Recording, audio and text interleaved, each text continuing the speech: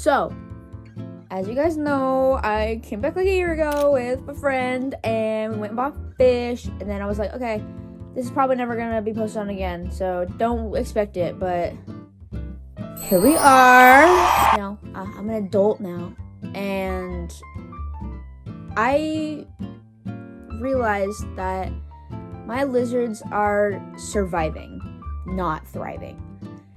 And I got them when I was like 12, and it was very impulsive. I knew nothing about reptiles. I was a hamster owner before. Here's a picture of her, super adorable, rest in peace. A reptile was so impulsive. I got Blizzard from a home, I remember mentioning that, and he came in like a 10-gallon tank with like sand and heat rocks and basically everything you could do wrong for your gecko is what Blizzard lived in. You know, as a 12-year-old who like didn't have money, couldn't drive anywhere, all that jazz, I didn't have a lot to go off of. So I tried to give him the best life I could. I upgraded him to a 20-gallon. I gave him reptile carpet, which is still bad, but a bit better. And gave him more hides and all that jazz. And since then, obviously, I've gotten Apollo. They're both in 20 gallons. They're not on reptile carpet anymore. But they're on paper towels, which is not good permanently. It's a good, like, in-between, but it's not good. And they only have 2 hides, and basically, I've not been taking care of them as well as I could be, especially now that I'm an adult.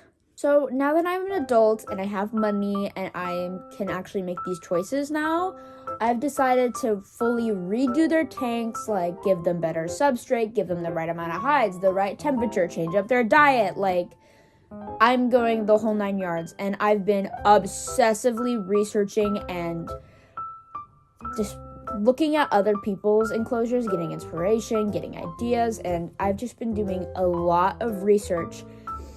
And I decided to take you guys in the process because I think it'd be more fun to film this and like make some fun out of it rather than just me spending all of this money and no one sees it. So we're gonna go on this trip together, and that way also if I for some reason have information wrong, people can correct me and help me out and give me advice on what to do.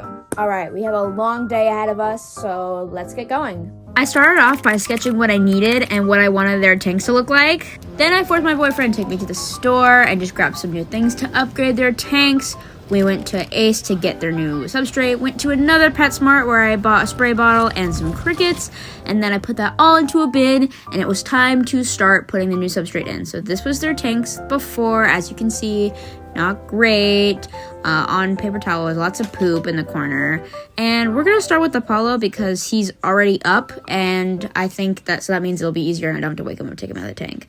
Can we just take a moment to appreciate how cute he is? Oh my. Then I started emptying out Apollo's tank by taking him out and taking out all of his decor. And before y'all come at me, I know it's really gross, but I was away at college, so my parents were taking care of him. Not saying that's any excuse, but yeah, I was gone. Now the tank was empty, it was time for me to put in the new stuff, and I broke my cup! The handle fell off. Just snapped off. After that tragedy, I just filled the rest of the tank with this topsoil. The substrate I'm using now is 70% topsoil and a mix of 30% of sand. So after the soil, I started adding the sand. I added the sand half cups at a time because I didn't want to add too much sand. And I think it's 3 cups per every 7 cups of dirt, so I think I did okay. I began mixing the soil. I sped this up by a crap ton so you don't have to sit through this boring part, but yeah, so it's just a mix of topsoil and sand. I think they gave me the wrong sand. I ordered play sand, they gave me pool sand, but I looked it up and it said it was fine, but once I'm done with the sand, I'll probably switch back to the play sand like everyone else does, just to be on the safe side. And with that, I put Apollo back in his tank with his new substrate, let him walk off my hand, and just was gonna let him explore for a little bit. And with that, it was now Blizzard's turn. I decided to spare you guys the boring details of how I did it a second time, so here's me putting Blizzard back into his tank after I had already done everything and everything was all set back up. I added temporary humid hides to both of their tanks while I wait for the ones I ordered today to show up, which will be about a day or two. So that's all the progress I did today, but I will see you guys tomorrow or the next day to set up their new permanent humid hides. The next day, Apollo's hide arrived, and so this is me opening it, and honestly, it was a lot more hard to open than I needed it to be. After opening it a bit and taking it out, I realized I needed scissors. Dude, I'm gonna freaking break the scissors. Oh my god, I was joking, but I f***ing did it.